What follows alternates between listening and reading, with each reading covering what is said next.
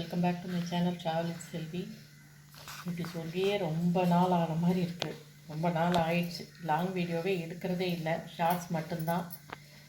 சரி, இன்றைக்கி ஒரு வித்தியாசமான ஒரு டிஷ்ஷு, அதனால் சரி வீடியோ எடுக்கலாமேன்ட்டு மட்டன் மோமோஸ் தான் செய்யலான்னு இருக்கேன். மட்டன் மோமோஸ் செய்கிறதுக்கு இது மேல் மாவுக்கு 1 கப்பு மைதா, கொஞ்சோண்டு உப்பு, கொஞ்சம் சர்க்கரை, இது மட்டும் சேர்த்துருக்கேன் நான். இது கூட தண்ணி சேர்த்து இப்போ நம்ம பிசைஞ்சு வச்சுட்டோம்னா ஒரு 2 மணி நேரம் 1.5 மணி நேரம் ஊறிட்டு இருந்துச்சுன்னா கொஞ்சம் மாவு சாஃப்டாகிடும். முதல்ல இது ஊற வச்சுருவோம், அதுக்கப்புறம் மட்டன் எப்படி செய்கிறதுன்றதை நான் சொல்கிறேன்.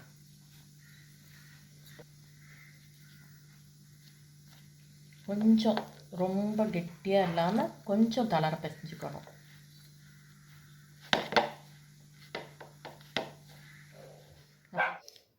இந்த மாதிரி மாவு பிசைஞ்சிட்டு ஒரு துணியை போட்டு மூடி வச்சிடலாம்.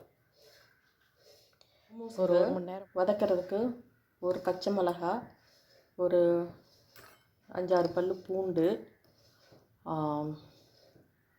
கொஞ்சோண்டு இஞ்சி, இதை போட்டுட்டு கொரகொரப்பாக ஒன்றும் பாதியமாக ஒன்றும் கால்வாசியமாக இருக்கிற மாதிரி இது பண்ணிக்கணும். அப்படி இல்லைன்னா இடிச்சுக்கலாம். நம்ம அரைக்க முடியல பொடிச்சிக்க முடியல அப்படின்னா இடிச்சுக்கலாம். அதுக்கப்புறம் மட்டன் ஒரு 150 கிராம் இருக்கும். இந்த மட்டனை இதில் வந்து கொழுப்பு போனு இதெல்லாம் எதுவும் இல்லாமல், நான் வந்து கொத்தியும் வாங்குறதுனாலும் வாங்கிக்கலாம் நம்ம. நான் வந்து மட்டனாக வாங்கிட்டு வந்ததுலேருந்து எடுத்து போட்டு இதை வந்து அரைச்சிக்க போகிறேன். அதையும் அரைச்சிட்டு உங்களுக்கு காட்டுறேன். மோமோஸ்க்கு அந்த தொட்டுக்கிறதுக்கு ஒரு இது வைப்போம் இல்லையா, சைட் டிஷ்ஷு, அதுக்கு காஷ்மீர் சில்லி ஒரு 2 சில்லியும், தக்காளி 2 தக்காளியில் இந்த மேலே இதை கட் பண்ணிவிட்டு அடியில் வந்து இப்படி 4 கோடு போட்டுட்டு நல்லா கொதிக்கிற தண்ணியில் போட்டு கொஞ்சம் நேரம் வேக விட்டோம்னா நல்லா அப்படியே வெந்துடும். அதுக்கப்புறம் தோலை உரிச்சிட்டு இது எல்லாத்தையும் சேர்த்து ஒன்றா அரைக்கணும். இது வேகட்டும், உங்களுக்கு காட்டுறேன். இதுக்கு முதல்ல வதக்கிக்கலாம். மோமோஸ் உள்ளே ஸ்டஃப் பண்ணுறதுக்கு வதக்கிக்கலாம். கொஞ்சம் எண்ணெய் வச்சு ஒரு பெரிய வெங்காயம் நைஸாக கட் பண்ணி வச்சுருக்கேன். அது கொஞ்சம் நல்லா வதங்கினதும், ரொம்பலாம் வதங்கணுன்ற அவசியம் இல்லை, லைட்டாக கண்ணாடி பதம் வந்தால் போதும். வதங்கினோடனே அரைச்சி வச்சுருக்கோம் பார்த்தீங்களா இந்த மட்டன், இதை வந்து போட்டுருங்க.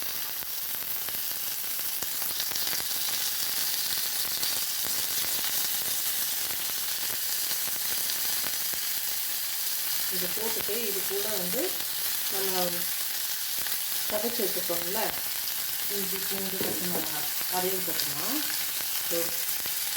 பார்த்தீங்களா ஒரு ரிவர்ஸ் இதில் ஒரு பல்ஸ் கொடுத்தோம்னாலே போதும், இந்த மாதிரி ஆயிடும்.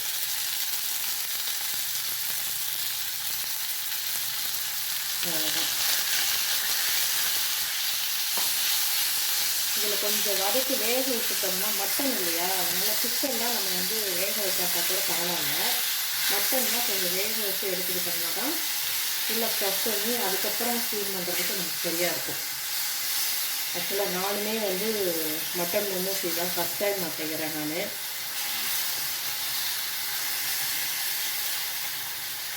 இது என்ன சொல்கிறது, சரியாக வரும் அப்படின்ற ஒரு ஹோப்பில் தான் செய்கிறேன்னு வச்சுக்கோங்களேன்.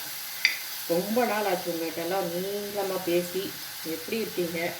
அது லாங் வீடியோ போட்டால் யாருமே பார்க்குறதே இல்லை. வெறுமனே ஒரு 25 பேர் 30 பேர் பார்க்குறதுனால நான் லாங் வீடியோவே போடுறதில்ல. இது கூட கொஞ்சம் மஞ்சள் தூள் ஆட் பண்ணிட்டேன். மட்டன் இல்லையா, அதனால் ஸ்மெல் வராமல் இருக்கிறதுக்காக கொஞ்சமாக மஞ்சள் தூள் ஆட் பண்ணிட்டேன். பாருங்கள், மட்டன் சூட்டுக்கு அப்படியே தண்ணி விட்டு இதாகி வருது இல்லை, உருண்டு வருது இல்லையா, அப்படியே வரட்டும். இது கூட கொஞ்சம் மிளகாத்தூள் போட்டுக்குவோம் காரத்துக்கு.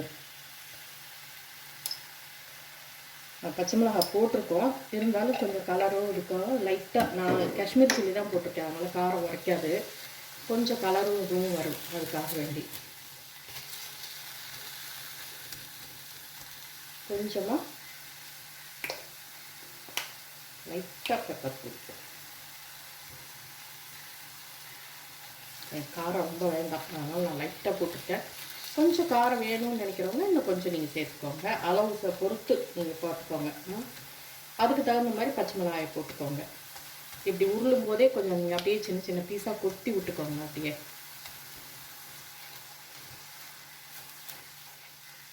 இது தண்ணி விட்டு வேகட்டும், கொஞ்சம் நேரம் தண்ணி வேகட்டும், அதுக்கப்புறம் காட்டுறேன் உங்களுக்கு. இது கூட இதுக்கு தேவையான அளவுக்கு உப்புத்தூள் போட்டுக்கலாம். அது நான் வதக்கும் போதே பார்த்தீங்கன்னா சின்ன சின்ன பீஸாக கட் பண்ணால் பூண்டு ஒரு 2-3 பூண்டு ரொம்ப பொடியாக கட் பண்ணியிருக்கேன். இதை போட்டுக்கிறேன். வதக்கும் போதே போடலாம். அது இப்போயும் வெந்துடும், ஒன்றும் பிரச்சனை இல்லை. நான் வதக்கும் போது போட மாட்டேன். நம்ம இஞ்சி பூண்டு பச்சை மிளகாய் சதைச்சிருக்கிறோம், இருந்தாலும் இப்படி ஒரு 4 இருந்தால் நல்லாயிருக்கும். அதுக்காக இது கொஞ்சம் வதங்கி கலர் மாறிடுச்சு பார்த்தீங்களா, வெந்துட்டுருக்குல்ல. இது கூட ஒரு கொஞ்சோண்டு குடமிளகாய் சின்ன நைஸாக கட் பண்ணி வச்சுருக்கேன், அது ஒரு கேரட்டு துருவி வச்சுருக்கேன், அது கூட கொஞ்சமாக கோஸு நல்லா நைஸாக துருவி வச்சுருக்கேன், இதையும் போட்டுக்கலாம். எல்லாத்தையும் போட்டுட்டு நல்லா பரட்டி வதக்கி எடுத்துக்கலாம். இது கூட சோயா சாஸ், கொஞ்சமாக சோயா சாஸ் ஒரு 1/2 ஸ்பூன், நான் இந்த அளவுக்கு 1/2 ஸ்பூன் போதும். ஓகேவா? இதில் ஒரு 1/4 ஸ்பூன் அளவுக்கு வினிகர். இது கூட கொஞ்சமாக சர்க்கரை,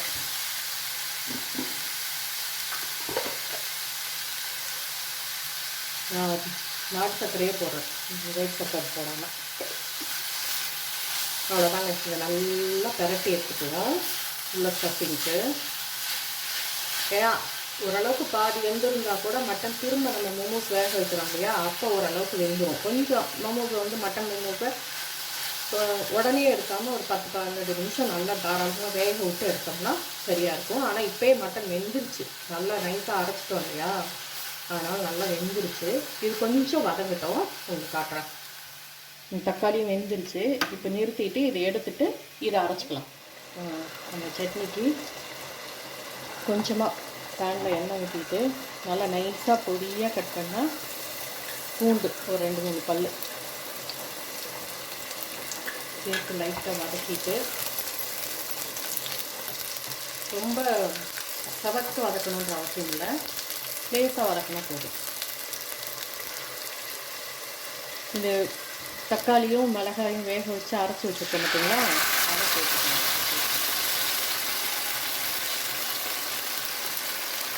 இதுலேயே மிளகாய் இருக்கிறதுனால நமக்கு வந்து சில்லி பவுடர் தேவையில்லை. நான் காஷ்மீர் சில்லி தான் போட்டிருக்கேன். காஷ்மீர் சில்லி போட்டிங்கன்னா தான் இந்த கலர் வரும், இல்லைன்னா அந்த கலர் வராது நார்மல் சில்லி போட்டால்.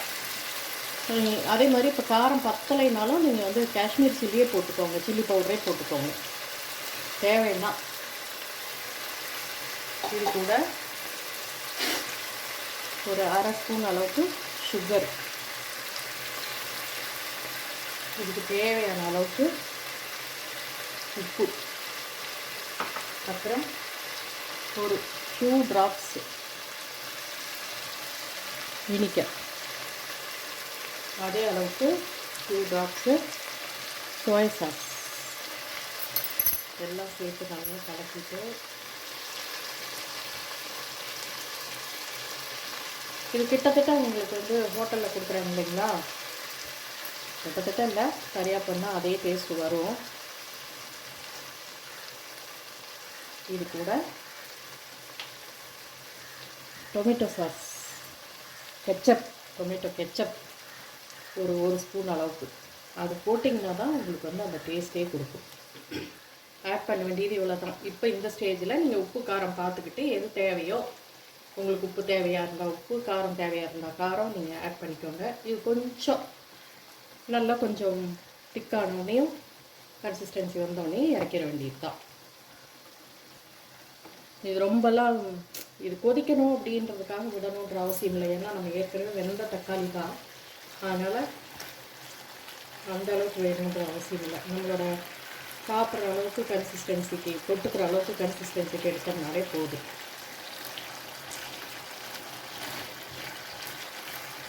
இது செஞ்சு வச்சிங்கன்னா மீதி இருந்ததுன்னா எடுத்து வச்சுட்டா கூட அதுக்கப்புறம் ஒரு 10-15 நாளைக்கு கூட நல்லா தான் இருக்கும். ஃப்ரிட்ஜில் வச்சிட்டிங்கன்னு வைங்களேன், ஒன்றும் ஆகாது. நீங்கள் வேறு எதுக்காக கூட இதை தொட்டுக்கலாம், மோமோஸ் தான் வேணும் அப்படின்ற அவசியம் இல்லை, வேறு எதுக்காவது கூட நார்மலாக ஏதாவது கொழுக்கட்டை செய்தால் கூட அதெல்லாம் தொட்டுக்கிறது கூட ஆகும்.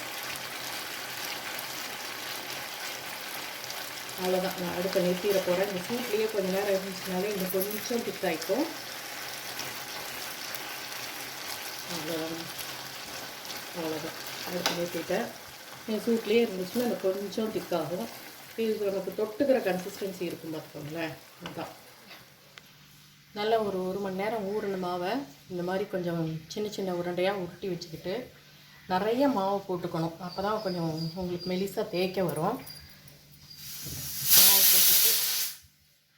மாவு போட்டு நல்லா மெலிசாக, எவ்வளவுக்கும் மெலிசாக முடியுமோ அவ்வளோவுக்கும் மெலிசாக.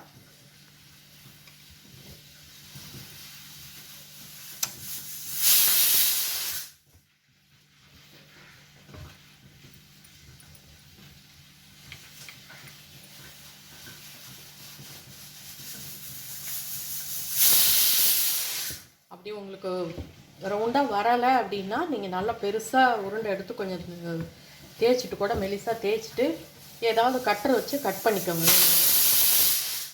வேணுங்கிற சைஸுக்கு கட் பண்ணிக்கோங்க.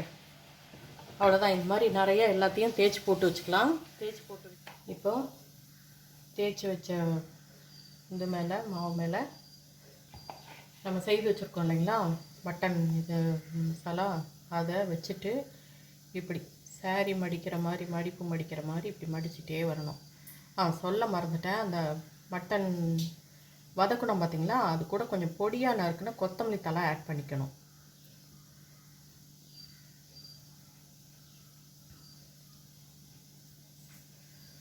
இதை வச்சு ஒரு ட்விஸ்ட் பண்ணி இப்படி நடுவில் அமுக்கி விட்டுட்டா இந்த மாதிரி வந்துடும்.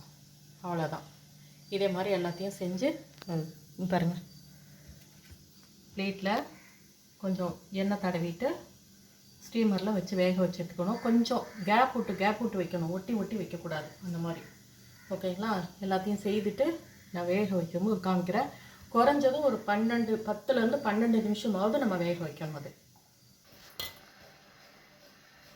பாருங்கள், மூஸ் வெந்து எடுத்தாச்சு, கூட அந்த டிப்பும் எடுத்து வச்சாச்சு. இவ்வளோ தான், ரொம்ப சிம்பிள் தான். கொஞ்சம் பார்த்து செய்யணும், அவ்வளோதான். இந்த மாவு பிசையும் போது நான் ஒரு 2 சீக்ரெட் இது பண்ணியிருக்கேன். அது நான் வேறு ஒரு செஃப்போட ஒரு வீடியோவில் பார்த்துட்டு நான் பண்ணியிருக்கேன். இது நல்லா இருக்குது, நல்லா வந்திருக்கு அப்படின்னா நான் உங்களுக்கு இன்னொரு வீடியோவில் அது என்னன்றதை நான் சொல்கிறேன் நான். ஓகேவா? ஓகே, நாங்கள் இதை சாப்பிட்டு என்ஜாய் பண்ண போகிறோம். இந்த வீடியோ உங்களுக்கு பிடிச்சிருந்துச்சுன்னா லைக் பண்ணுங்கள், ஷேர் பண்ணுங்கள், கமெண்ட் பண்ணுங்கள். புதுசாக பார்க்குறீங்கன்னா சப்ஸ்கிரைப் பண்ணிக்கோங்க. தேங்க்ஸ் ஃபார் வாட்சிங். பாய்.